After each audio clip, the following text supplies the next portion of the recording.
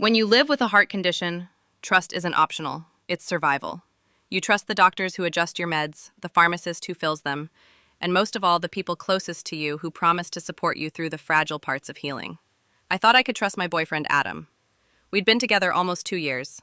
He'd seen me collapse once, held my hand through the ambulance ride, and stayed in my hospital room when my heart monitor beeped every few seconds. He said he loved me because I was resilient. I believed him. Until the morning I woke up to that text.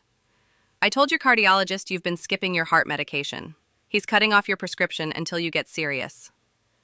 For a few seconds, my brain just stopped. I read it twice, then again, waiting for it to make sense. My fingers went cold. He had done what? Tell me in the comments where you're from. I genuinely read every single one, and it always warms my heart knowing people around the world connect to these stories. I stared at my phone, rereading his message as if maybe, if I looked long enough, the words would rearrange themselves into something sane.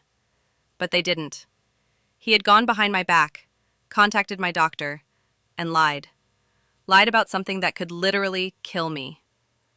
My heart was steady, but my breathing wasn't. I typed one word back. Concerning. I wanted to type more, to scream, to demand an explanation, but that one word carried everything. Disbelief, fury, fear.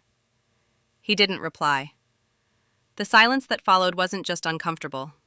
It was wrong. I called my cardiologist immediately. My voice shook as I spoke, trying to stay calm. Dr. Bennett, this is Clara, I said. I just received a text from my boyfriend saying you're cutting my prescription off. Is that true? There was a pause. Too long. He exhaled quietly. Clara, I was going to call you this morning. Someone identifying as your partner did contact our office. He claimed you've been skipping doses and showing erratic behavior.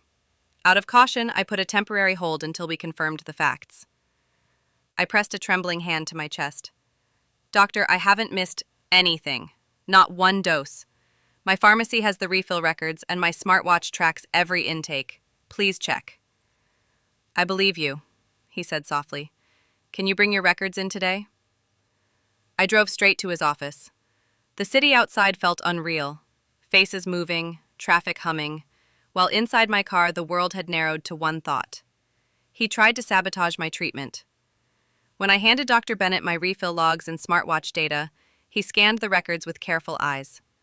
The graphs were clean, no gaps, no missed doses. I'd been diligent. I'd done everything right. He looked up. Clara, this is solid evidence. You've been completely compliant. I nodded numbly. What your partner did, he continued carefully, is classified as interference with medical care. It's not just unethical, it can be legally actionable if it compromises your health. My throat tightened. He told you I was unstable? He nodded once. He sounded genuinely convinced. Said you forget things, that you're in denial about your condition. I documented the call. A wave of nausea rolled through me. I realized this wasn't the first time he'd done something like this, just the first time it reached this level. Looking back, the signs were there. At first, Adam's concern felt sweet. He reminded me to take my pills, brought me water, texted me mid-meeting. Did you take it yet? I thought it was love. I mistook control for care. Then it got intrusive. He'd open my pill box, just to check. If I said I'd already taken it, he'd insist on watching me swallow another. When I refused, he'd sulk or accuse me of being careless with my life. Once, when I was running late to dinner, he asked if I'd taken my dose. I said yes. He didn't believe me, and actually made me open my purse in front of him, like I was lying. I told myself he was just anxious because he'd seen me collapse once. But deep down, I knew that wasn't it. He didn't want to help me heal. He wanted to control how I healed. After leaving Dr. Bennett's office, I sat in my car and just stared out the windshield. I wasn't crying yet because the betrayal hadn't fully landed. My reflection in the glass looked foreign, like someone mid-collapse who hadn't realized it yet. The first tear fell when my phone lit up again. You shouldn't have gone behind my back. I was trying to protect you. That message, that tone, it was him again. Manipulating, twisting, turning everything upside down until I questioned my own reality. I didn't respond. I forwarded the text to Dr. Bennett instead. He replied within minutes.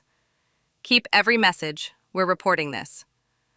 That night, when Adam came over, he acted like nothing was wrong. He brought Thai food, cracked a joke about traffic, kissed my cheek like it was any other Wednesday. I didn't even touch the food. "Why'd you lie to my doctor?" I asked quietly. He blinked, then smiled. That patient, patronizing smile. "Lie? I didn't lie. I was honest. You've been forgetful lately, Clara." "I have literal proof," I said, sliding the refill sheet across the table. "Timestamps, dosage logs, every single one." He glanced at it, shrugged. "So maybe you think you're consistent, but stress makes you forget things. You know how you get." My voice broke. "How I get?" "Emotional," he said simply. "Reactive. I just wanted your doctor to know what's really going on." And that's when it clicked. He wasn't just lying to control me. He was erasing my credibility, rewriting me as unstable, unreliable, incapable of managing my own life. I stood up, my hands shaking, and said the quietest words I'd ever spoken. "Get out." He looked confused. "Clara, now." When the door closed behind him, my apartment felt heavier, not lighter. Because I knew that kind of man doesn't stop just because you say enough. He stops when he's forced to. The next morning, Dr. Bennett called again. "Clara, we've officially filed a report. This kind of interference falls under medical harassment. You'll get a written statement confirming it for your records." I thanked him, though my voice cracked halfway through. The moment I hung up, I felt the first real wave of fear. What if Adam retaliated? What if he tried to ruin my reputation like he'd tried to with my doctor? My phone buzzed again that evening. "You made a mistake, Clara. You think people will believe you over me? You're not as stable as you pretend." That one hit harder than I wanted to admit. Because that's what emotional manipulation does. It plants seeds of doubt in places that used to feel safe. I blocked him, then unblocked, then blocked again. I was shaking so badly I had to sit down. It wasn't about him anymore. It was about the way he'd made me feel like I couldn't trust my own mind. The official letter arrived 2 days later, crisp, clinical, and terrifyingly real. This is to acknowledge a formal report of third-party interference with patient treatment. The subject's communication has been documented and flagged. All further contact will be restricted. Reading that line, I realized this wasn't just a breakup anymore. This was an escape from something darker than I'd wanted to admit. Adam didn't want to care for me. He wanted to define me, to build a version of me that needed him to survive. But he forgot one thing. I was already surviving before he came along. That night, I took my pills on time. I turned off my phone. And for the first time in months, I didn't check over my shoulder to see who was watching. The quiet was terrifying and freeing. The first week without Adam felt like withdrawal. Not from love, that had dissolved long before the breakup, but from the constant noise, the checking, the messages, the questions about every move I made. My body had grown addicted to stress, to that low hum of anxiety that came from never knowing when he'd strike next. Silence wasn't peace yet. It was unfamiliar. I spent those days relearning what normal felt like. Making breakfast without my phone beside me. Taking my pill and not sending a photo of it to prove it. Sleeping without waking up in the middle of the night to check if my medication alarm was still set. And every morning, I'd open my blinds and remind myself, I'm free. But freedom, I learned, isn't the end of fear. It's what comes after it. When you start realizing how deeply fear had rooted itself inside you. A week after the report, I received a call from Dr. Bennett's office. His assistant sounded relieved. "Clara, the board reviewed everything," she said. "They've issued an official warning to your ex. His contact with our clinic and any other of your medical providers is now restricted under patient interference law. I sank into my couch, gripping the phone tighter. Does that mean he can't call, email, or access your records again? It's on record. For the first time since the nightmare began, I exhaled without trembling. Thank you, I whispered. After hanging up, I stared at my living room wall for a long time. There wasn't relief exactly, not yet. But there was space. The kind of empty air you get after a storm clears, when the world smells like rain and dust and something new trying to grow. 2 nights later, a letter slipped under my apartment door. I froze when I saw the handwriting. His. I didn't open it at first. I just stared at the envelope lying there like a ghost of the person I'd once trusted. Part of me wanted to throw it away. Another part wanted to understand why he'd gone that far, what was broken inside him that made destroying me feel like care. Eventually, I opened it. Inside was a single page. You turned everyone against me. I was only trying to help you because you can't help yourself. You'll regret this when you realize you're sicker than you think. You always were. No signature. No apology. Just venom wrapped in justification. I folded it neatly, slipped it into a file marked Evidence, and emailed Dr. Bennett's office with a photo. Another contact attempt, I wrote. They responded immediately. Documented, forwarded to authorities. That night, I slept with my door locked and the lights off. The city outside buzzed, but inside my apartment it was still. Heavy with the realization that love shouldn't have to feel like survival. Days turned to weeks. I started therapy again, not the emergency kind, but the healing kind. My therapist, Maria, was gentle but unflinching. The first thing she said was, "You don't need to be grateful for surviving him. You just need to understand why you stayed."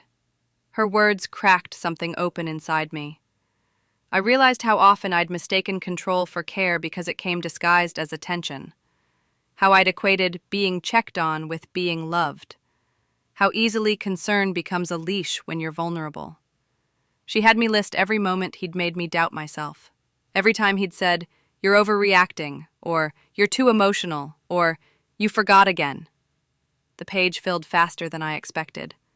And at the end of that list, she made me write one sentence in bold ink. "I know what I took. I know who I am." It looked small on paper, but it was everything. Spring came early that year.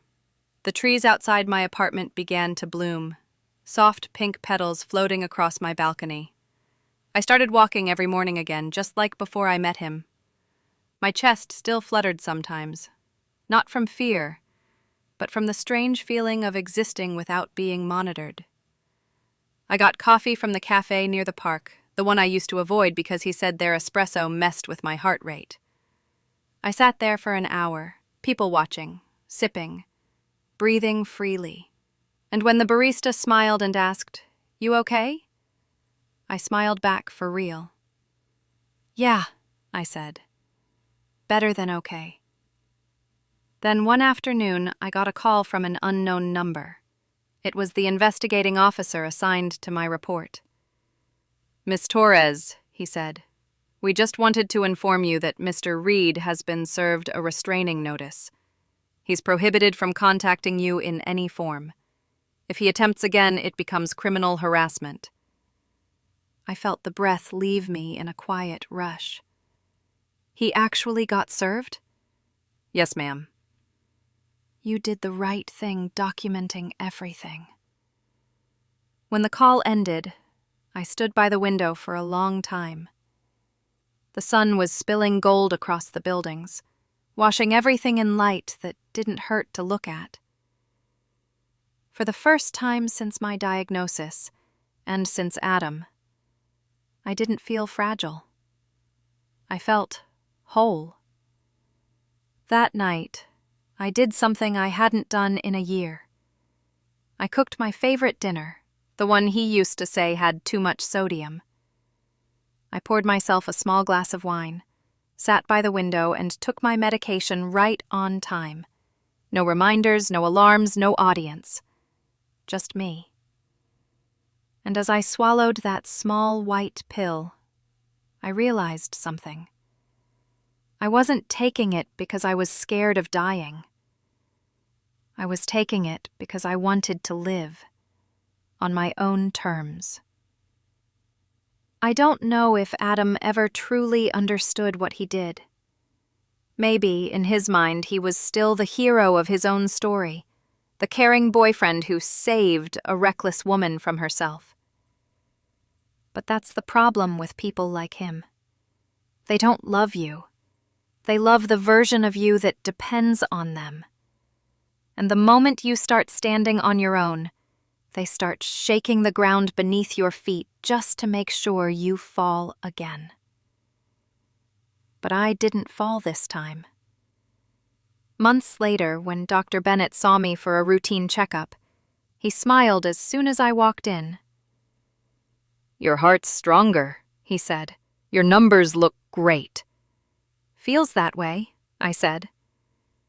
He paused, then added quietly, "I'm glad you stood up for yourself. Most patients don't." I smiled back. I didn't have a choice. My health was the one thing I could still control. As I left his office, I caught my reflection in the glass door. Same face, same heartbeat. But someone new behind the eyes.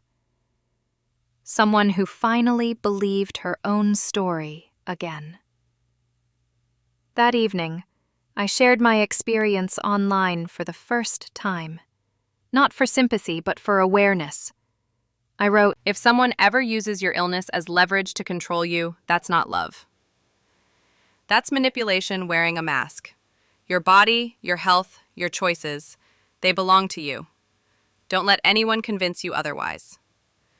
The comments that followed weren't pity. They were strength in words.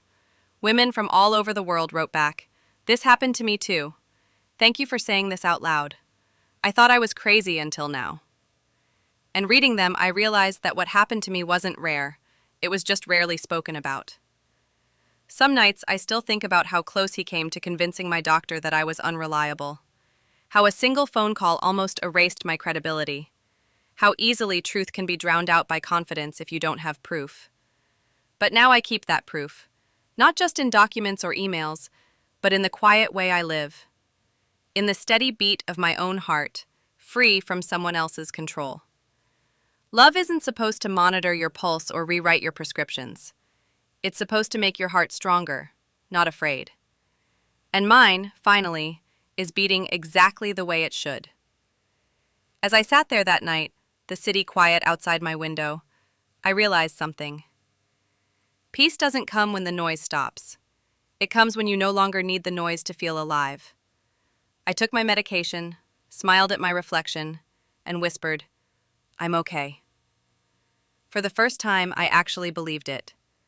But sometimes, late at night, I still wonder, how many people out there mistake control for care, the same way I once did? Tell me in the comments. If you were in my place, would you have forgiven him or walked away for good? I read every single one.